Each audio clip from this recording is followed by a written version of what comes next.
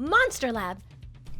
What's up, guys? Senior Researcher Mav is back, and today we're gonna learn about a monster that can consistently land critical hits, even without crit rate.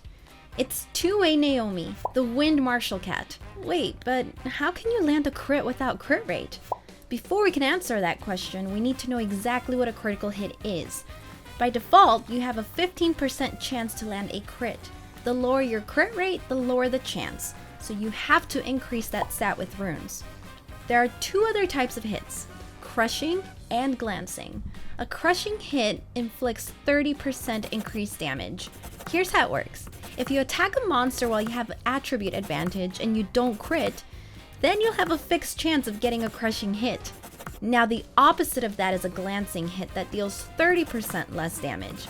This has a fixed chance to occur when you're attacking an opponent while at an attribute disadvantage or under the effects of the glancing buff. And note that debuffs won't be applied with a glancing hit. Okay, now let's go over Naomi's skills.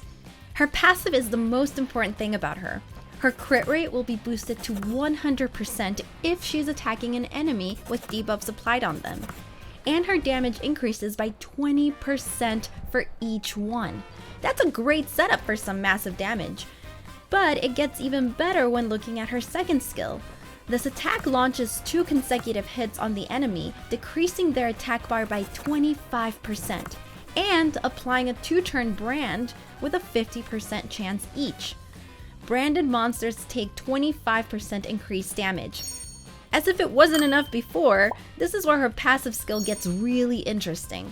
If the enemy already has debuffs, Naomi will land 2 critical hits. And if they didn't, you can use the second skill first to apply a brand, then follow up with a critical hit. And she can reduce the enemy's attack bar up to 50%, which can help your allies slip in more attacks. Her second skill is awesome, right? When making your team, try pairing Naomi with a monster who applies defense break to fight against the boss and giants. First, use Lauren or 2A Crow to apply debuffs, then follow up with Naomi to deal huge damage.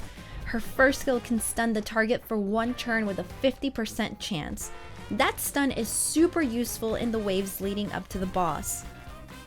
And of course, her passive activates here as well, so you can still melt enemies even when her second skill is on cooldown.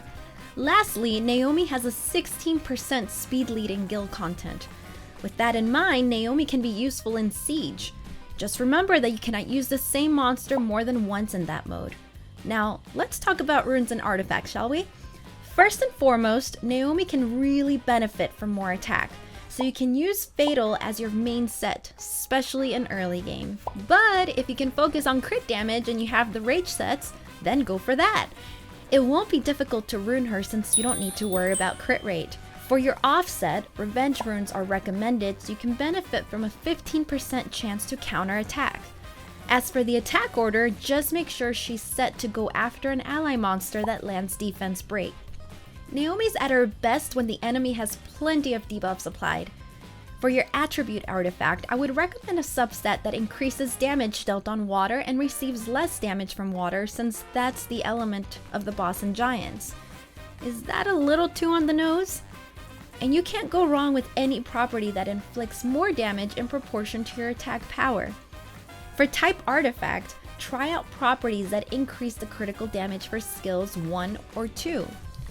And finally, something to increase accuracy for skill 2 would help to land your brand more consistently. If you don't have 2A Naomi yet, make sure to second awaken her since she's useful in both dungeons and guild battles. Well, that's all for today. See you next time. And don't forget to like, comment, and subscribe.